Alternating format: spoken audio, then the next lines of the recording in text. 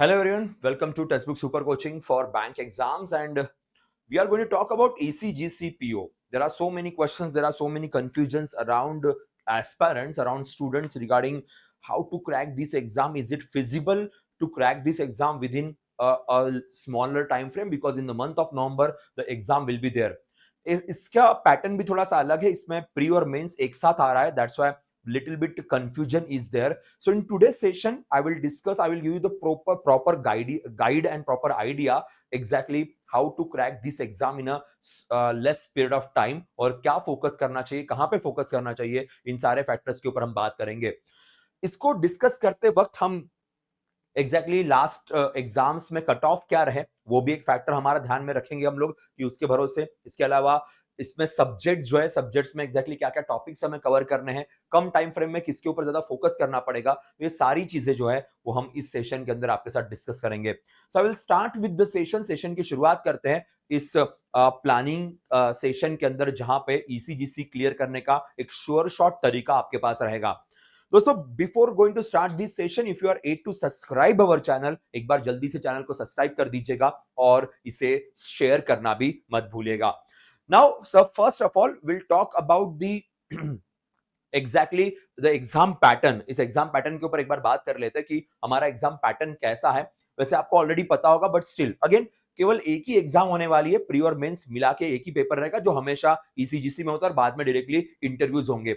So that's why this is very important. यहां पे सिर्फ कट ऑफ क्लियर करना हमारा एम नहीं होगा. जितने ज्यादा मार्क्स हम स्कोर कर पाएंगे उतना हमारे लिए बेटर होगा. नहीं तो अदरवाइज हम बाकी एग्जाम्स में क्या करते हैं कि प्री में सिर्फ कट ऑफ क्लियर हो जाए तो बेटर है. यहाँ पे वो सीन नहीं है. यहाँ पे आपको जितने ज्यादा मार्क्स मिलेंगे उतना आपके लिए बेटर रहेगा, बिकॉज सिर्फ कट ऑफ क्लियर करके ही हाथ में पोस्ट नहीं आएगी. जो मेरिट लिस्ट में हो गए उनके हाथ में पोस्ट आने वाली है, क्योंकि आप इंटरव्यू के लिए क्वालिफाई होंगे, वो भी मार्क्स ऐड होंगे, and if you got the proper marks then only the post will be in your hand. क्योंकि केवल 40 वैकेंसीज है तो वो सब कुछ हमें देखना पड़ेगा.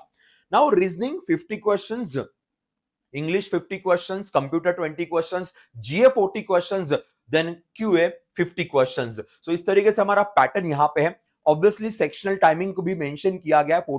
30 minutes for the English, 40 minutes for the reasoning, 10 minutes for the computer, 20 minutes for the GA, 40 minutes for the quantitative aptitude. So total 2 hours 20 minutes का एग्जाम है, एक साथ होगा. साथ में यहाँ पे डिस्क्रिप्टिव की भी बात होती है, बिकॉज डिस्क्रिप्टिव के अंदर भी ये रहेगा. जैसे आपके ऑनलाइन एग्जाम खत्म हो जाती है तो विद इन 40 मिनट्स के टाइम फ्रेम का आपके पास डिस्क्रिप्टिव पेपर होगा. उसमें essay writing and précis writing 20 marks के लिए आपको यहाँ पे मेंशन करना है. ठीक है. सो यहाँ पे मिनिमम क्वालिफाइंग मार्क्स आपके रहेंगे. अगर ये मिनिमम क्वालिफाइंग मार्क्स अगर आपको मिलते हैं तो ही आपका फिर जो ऑब्जेक्टिव पेपर था वो आपका चेक होगा, अदरवाइज नहीं. सो ये बहुत इंपॉर्टेंट है, तो ध्यान रखिएगा. या इसका इंपॉर्टेंस बहुत ज्यादा है डिस्क्रिप्टिव का भी, तो इसे भी सही तरीके से आपको कवर करना है. सबसे पहले मैं डिस्क्रिप्टिव की बात करूंगा. डिस्क्रिप्टिव के लिए आप एसे राइटिंग की प्रैक्टिस शुरू कर दीजिएगा. एसे राइटिंग या प्रेसे राइटिंग ऑलरेडी आपको हमारे प्लेटफॉर्म पे हर्षिता मैम, कौस्तुभ सर, इनके कुछ सेशंस आपको देखने को मिले होंगे जहां पे डिस्क्रिप्टिव राइटिंग कैसे करते हो आपको बताया गया. जो हमारी पेड बैच है उसके अंदर भी आपको डिस्क्रिप्टिव राइटिंग की प्रैक्टिस करवाई जाएगी. डिस्क्रिप्टिव राइटिंग में सिंपल सिंपल रखना है भाई. अब जो मेरा एक्सपीरियंस मैं आपके साथ शेयर करूंगा, ग्रामेटिकल मिस्टेक्स नहीं होनी चाहिए, कोई स्पेलिंग मिस्टेक्स नहीं होनी चाहिए. बाकी आप जनरल तरीके से भी लिखो तो भी आपको इनफ मार्क्स मिल जाएंगे, और वो जरूरी है. इसको लाइटली मत लीजिएगा. Many of the students are not even thinking about this, और फिर जब एग्जाम में जाते हैं तो यही क्लियर नहीं हो पाता है, बाकी तो दूर की बात है. That's why don't take it lightly. At least week में एक दो ऐसे और एक दो प्रेशर राइटिंग करने की कोशिश कीजिए. मैं कह रहा हूं वीक में दो कर लिए तो भी इनफ रहेगा. वीक में दो कर लिए अभी से तो भी इनफ रहेगा. नेग्लेक्ट मत करना. ये मत सोचना सर लास्ट में देख लेंगे. लास्ट में वक्त नहीं मिलेगा, बिकॉज आप रिविजन मोड में रहोगे. आपको जीए पढ़ना होगा, भले 40 क्वेश्चंस होंगे तो बहुत कुछ पढ़ना होगा. क्या क्या पढ़ना है मैं आपको बताने वाला हूं. देन कंप्यूटर अवेयरनेस भी आपको रीड करना है, क्योंकि उसमें स्कोरिंग सब्जेक्ट है, अच्छा स्कोर होना चाहिए. रीजनिंग और क्यूए के आपके मॉक्स, आपकी प्रैक्टिस ही खत्म नहीं होगी, क्योंकि वहां पे भी आपको कट ऑफ या अच्छा स्कोर लाना है. तो इसीलिए थोड़ा सा आप अभी से अगर इसकी प्रैक्टिस करोगे तो it will be much better for you. और टाइपिंग करने की काम कीजिएगा, लिखने का नहीं, टाइपिंग आपको यहां पे करना है, and that will be the major important criteria for you. Now syllabus की अगर बात करें, QA, English, general awareness, 3 subject यहां पे मैंने मेंशन किए, बाकी भी सब्जेक्ट्स की हम बात करेंगे. Syllabus is exactly like banking. If you are preparing for IBPS PO, अगर आप आईबीपीएस पीओ के लिए ऑलरेडी प्रिपेयर कर रहे हैं तो आपको सिलेबस बिल्कुल सिमिलर दिखाई देगा. Not only syllabus but also the paper pattern is also similar like IBPS PO and SBI PO. SBI PO तो भी थोड़ा डिफिकल्ट लेवल पे पेपर चला जाता है, यहाँ पे इतना डिफिकल्ट लेवल पे पेपर नहीं जाता है, काफी इजी क्वेश्चंस आते हैं क्यूए रीजनिंग के अंदर. अब the reason is that vacancies कम है, काफी कम बच्चे अप्लाई करते हैं. बहुत सारे बच्चे सोचते हैं हम क्यों ही अप्लाई करेंगे, 40 वैकेंसीज है क्या होगा. कभी कभी तो 12 वैकेंसीज, 20-25 ऐसी ऐसी वैकेंसीज आती है, ज्यादा बड़ा वैकेंसी यहाँ पे कभी भी नहीं आता है. okay. सो ऐसे सिचुएशन में काफी कम बच्चे अप्लाई करते हैं, काफी कम बच्चे एग्जाम के लिए जाते हैं. यही सबसे बड़ी गलती हो जाती है. पेपर बहुत आसान है, पेपर बहुत इजी आता है. मींस द प्री और मेंस दोनों कंबाइंड है, इसलिए आपको क्वेश्चंस भी ना ऐसे कुछ बहुत आसान सवाल होंगे और कुछ ऑब्वियसली थोड़े डिफिकल्ट सवाल होंगे, एक मिक्सचर आपको मिलेगा. हम जब नॉर्मल बैंकिंग का एग्जाम देते तो प्री बहुत आसान, मेंस बहुत डिफिकल्ट, ऐसा देखने को मिलता है. सोचिए ये दोनों मिला के एक एग्जाम है, तो इसीलिए यहां पे बैलेंस बनता ही है.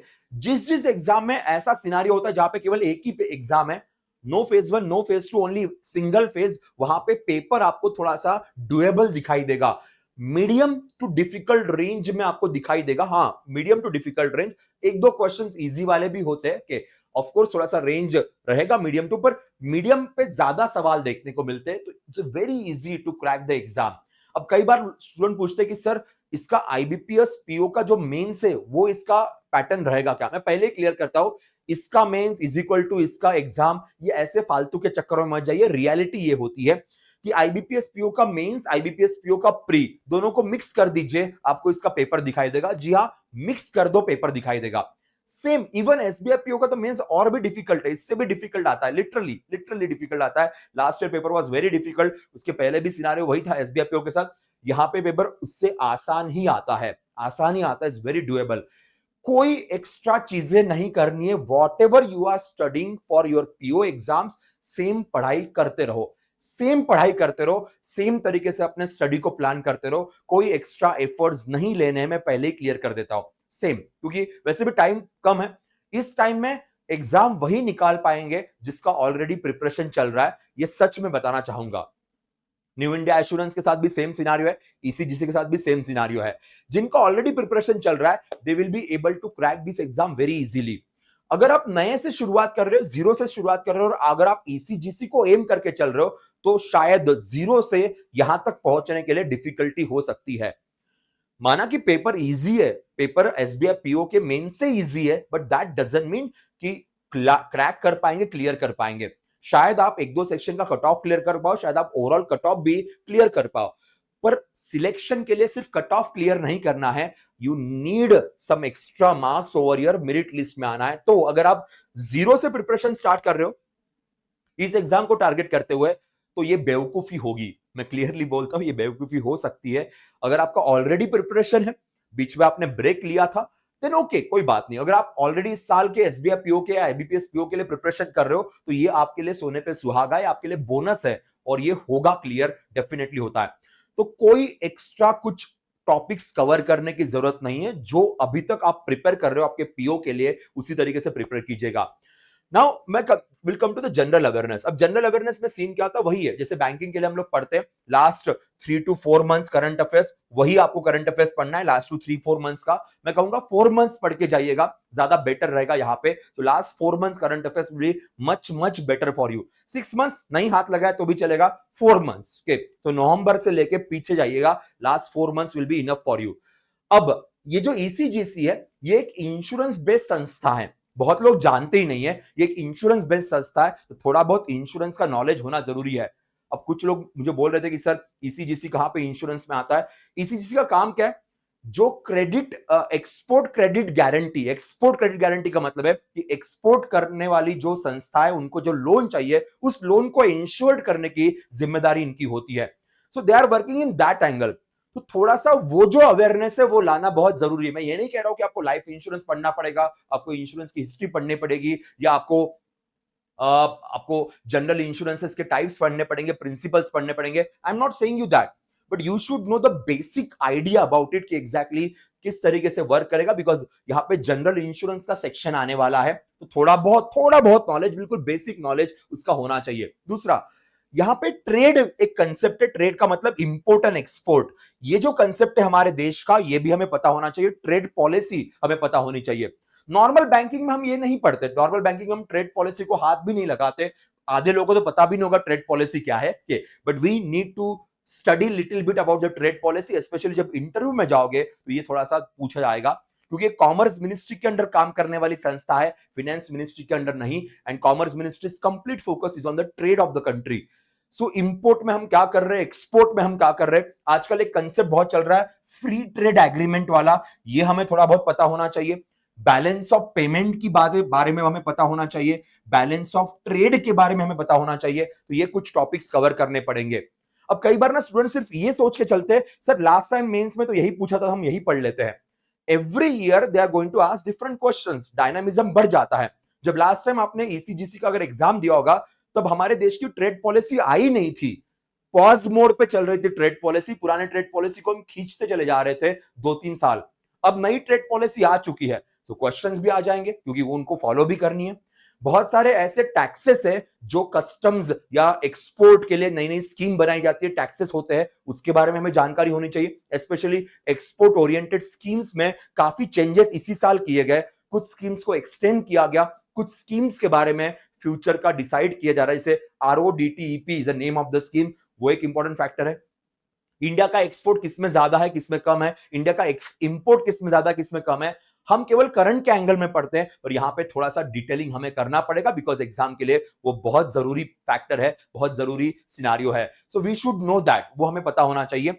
Not only for the mains, but ये सोचिए आपको इंटरव्यू देना है, और इस एग्जाम में इंटरव्यू जो है वो ऑफ कोर्स आपके इस अंडरस्टैंडिंग के भरोसे होगा कि भाई अगर आप किसी एक्सपोर्टिंग कंपनी के लिए गारंटी ले रहे हो, तो आपको पता है कि नहीं है, आपको एग्जैक्टली ये फील्ड क्या है इसके बारे में जानकारी कि नहीं है, ये तो पूछा जाएगा, इसके ऊपर तो बात होगी।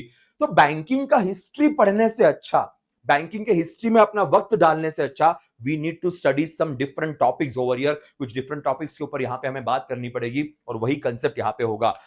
तो अगेन टाइम कम है, पर इस कम टाइम में मैं कहूंगा कि अभी से, अगर आपने अभी से प्रिपरेशन स्टार्ट कर दी होगी, जीए को पढ़ना शुरू कर दीजिए, जनरल अवेयरनेस पढ़ना शुरू कीजिए। सबसे पहले फोकस कीजिए करंट अफेयर्स के ऊपर, क्योंकि करंट अफेयर्स की अंडरस्टैंडिंग आने के लिए वक्त लगता है। Many students doing a common mistake, a very common mistake, they think GA को लास्ट में रखते हैं, लास्ट में उसको पढ़ लेंगे, करंट अफेयर्स लास्ट मोमेंट पे पढ़ लेंगे। आजकल जिस तरीके से पेपर पैटर्न बन रहा है, आजकल जिस तरीके से पेपर आ रहा है, ये जो एटीट्यूड है, ये एटीट्यूड बहुत गंदा जा रहा है। लोग बार बार बोलने के बाद भी समझ नहीं पाते। This attitude is very dangerous. You need to be very punctual, very sincere when it comes to current affairs. If you are not sincere, if you are not punctual, if you are taking it very rightly, it is going to kill you, it is going to kick you out of the competition. So remember that, आपको बहुत सही तरीके से यहां पे focus करना पड़ेगा। तो अभी से करंट अफेयर्स पढ़ना शुरू कीजिए, धीरे धीरे करंट अफेयर्स का नॉलेज बिल्ड होगा, धीरे धीरे करंट अफेयर्स की अंडरस्टैंडिंग बिल्ड होगी। और एक बार वो थोड़ा बहुत बिल्ड हो गया, तो आप एक हफ्ते के बाद अपना बाकी जो बीओपी, बीओटी, द टैक्सेशन के, sorry, the taxation related to the export import and some concepts regarding the export import, some schemes related to the trade, ये सारी चीजें आप धीरे धीरे पढ़ना शुरू कर सकते हो। इतना ही आपने पढ़ लिया तो आपका मेंस भी अच्छे मार्क्स से निकलेगा, और आपका इंटरव्यू भी बहुत सही तरीके से निकल जाएगा। That should be your major focus, ये आपका मेजर फोकस यहाँ पे होना चाहिए। सो बैंकिंग में ज्यादा मत जाइएगा, फिनेंस में रहिए, और थोड़ा सा ट्रेड वाला पार्ट यहाँ पे डिस्कस कीजिएगा। रीजनिंग एंड कंप्यूटर सेम चीजें होती है जो हम बाकी चीजों के लिए पढ़ते, तो वही फैक्टर है। अगेन मैं कहूंगा कि यहाँ पे सारे पेपर एक साथ है, इसलिए प्लान यूर स्टडीज प्रॉपरली, आपकी स्टडीज को सही तरीके से प्लान कीजिए। हम मंथ ऑफ सितंबर में, अक्टूबर भी आपके पास है, और नवंबर, तो नियर अबाउट 2 मंथ्स का टाइम फ्रेम में लेके चलता हूं।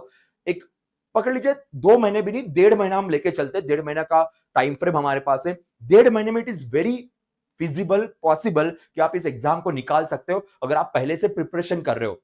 अगर आप जीरो से प्रिपरेशन कर रहे हो तो शायद 1.5 महीने में ये एग्जाम निकालना डिफिकल्ट बन सकता है। इंपॉसिबल नहीं है, पर डिफिकल्ट जरूर बन सकता है। सो मेरी वही गुजारिश है कि plan it properly. QA reasoning की जो प्रैक्टिस आप कर रहे हो, इंग्लिश, क्यूए रीजनिंग इंग्लिश की जो प्रैक्टिस आप आईबीपीएस, पीओ, एसबीआई पीओ के लिए कर रहे हो, वही करते रहिए, उसी तरीके से प्रैक्टिस को आगे बढ़ाते रहिए, कोई चेंजेस करने की जरूरत नहीं। बस जीए में थोड़े से चेंजेस करने पड़ेंगे, यहाँ पे थोड़े कुछ एक्स्ट्रा टॉपिक्स पढ़ने पड़ेंगे, एक्स्ट्रा टॉपिक्स की अंडरस्टैंडिंग करनी पड़ेगी, जो मैं अपने सेशंस में आपके लिए ऑलरेडी करवा लूंगा। कंप्यूटर के लिए भी सेम है, ज्यादा कुछ एफर्ट लेने की जरूरत नहीं, 20 मार्क्स है, 20 में से 20 मिल सकते हैं, बहुत फिजिबल होते हैं। Means 15 plus score is very very doable in computers, और काफी लोग लेके भी आते हैं, तो 20 में से 15 plus is very good score. Okay, और निगेटिव मार्किंग भी नहीं आती, मींस एक्यूरेसी मेंटेन होती है, कुछ नहीं पता तो नहीं पता, क्यों फालतू में तुक्के लगाना है। सो निगेटिव मार्किंग भी नहीं आती, तो बहुत अच्छा जाता है कंप्यूटर, काफी इजी तरीके से ये पेपर आता है, ध्यान रखेगा। ना ईसीजीसी मार्किंग स्कीम सेम है, कि जैसे माइनस निगेटिव मार्किंग में 0.25 वाला निगेटिव मार्किंग है, वो सेम ही रहेगा, उसमें कोई फर्क नहीं, बिल्कुल बैंकिंग का ही पैटर्न यहाँ पे फॉलो किया जाता है। इंटरव्यू की अगर हम बात करें तो इंटरव्यू यूजुअली दिल्ली, मुंबई, कोलकाता, बेंगलुरु, यहाँ पे आपके इंटरव्यूज होते हैं, उसके लिए आपको बुलाया जाएगा। Total marks allocated for interview 60 marks है, मिनिमम क्वालिफाइंग, यहाँ पे मिनिमम क्वालिफाइंग है। अगर आप जनरल ईडब्ल्यूएस में आते हो तो 40% तो आपको मिलना ही चाहिए, 60 में से 40% मार्क्स आने चाहिए। और अगर एससी एसटी ओबीसी पीडब्ल्यूबीडी है तो 35% मिनिमम मार्क्स आने चाहिए इंटरव्यू के अंदर, तो क्वालिफाइंग नेचर का है। उसके बाद ऑब्वियसली मिनिमम इतना आना चाहिए, उसके बाद जो है वो फिर एक्स्ट्रा मार्क्स बढ़ेंगे, तो जो आपके मेरिट लिस्ट के लिए काफी इंपॉर्टेंट रहेगा, ध्यान रखेगा। वेटेज वैसा ही है, 80:20 का वेटेज है, 80% वेटेज ऑब्वियसली आपकी एग्जाम को होगा, ऑनलाइन एग्जाम को, और 20% वेटेज आपके इंटरव्यू को होगा। पर ये है बहुत जरूरी, क्योंकि बहुत सारे लोग ये 40% ही नहीं ला पाते, ये 35% मिनिमम क्वालिफाइंग ही नहीं ला पाते। अगर क्वालिफाइंग ही नहीं ला पाओगे तो बाहर है, वैसे ही बाहर है, वैसे ही एग्जाम से बाहर है, क्योंकि आप क्वालिफाई नहीं कर पाए। सो क्वालिफाई तो करना ही पड़ेगा भाई, एटलीस्ट मिनिमम 40% मार्क्स तो लेके ही आने पड़ेंगे, ताकि कैलकुलेशंस तो हो, या हम कहां पे स्टैंड करते वो मैटर करेगा। मैं तो कहूंगा कि यहाँ पे 80% के आसपास मार्क्स लाने की कोशिश कीजिए, बहुत हेल्पफुल होगा आपके लिए। हमारे स्टूडेंट है जो he was one of the topper in the ECGC interviews, out of out marks उनके पास थे। कभी अगर मौका मिले तो आई विल ब्रिंग हिम, पर उनको अलाउड नहीं है इस तरीके से ऑनलाइन प्लेटफॉर्म्स में आने के लिए। तो एक बार उनके व्यूज मैं आपके सामने जरूर रखने की कोशिश करूंगा, जब हम इंटरव्यू के लिए प्रिपरेशन कर रहे होंगे, तो वो भी आपके लिए काफी हेल्पफुल बनेगा। नाउ कट ऑफ की बात करते हैं।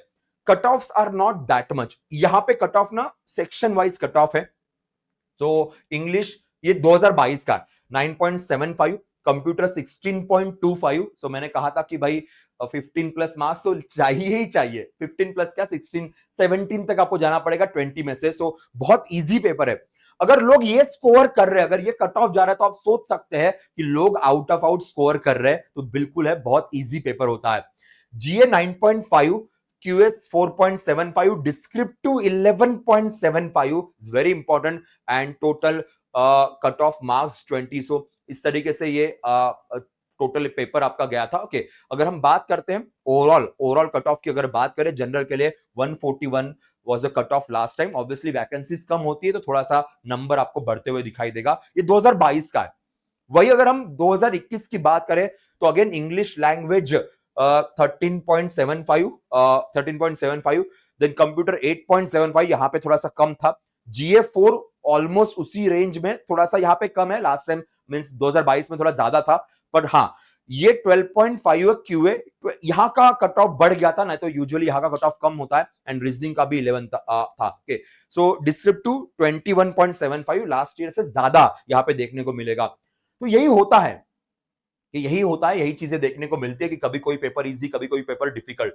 तो इसलिए मैं हमेशा कहता हूं कि कट ऑफ लास्ट ईयर के देख के जाइए, पर लास्ट ईयर के कट ऑफ के भरोसे अपने पढ़ाई को मत उसके ऊपर डिपेंडेंट करवा दीजिए। तो क्या होता है कि कट ऑफ बदलते रहेंगे। 21 का पेपर थोड़ा आसान था, कुछ सेक्शंस डिफिकल्ट थे, कुछ सेक्शंस इजी थे। फिर अगर हम बात करते 2022 में कंप्यूटर बहुत ही इजी था, क्यूए थोड़ा सा डिफिकल्ट था, तो ये ऊपर नीचे होते रहेगा।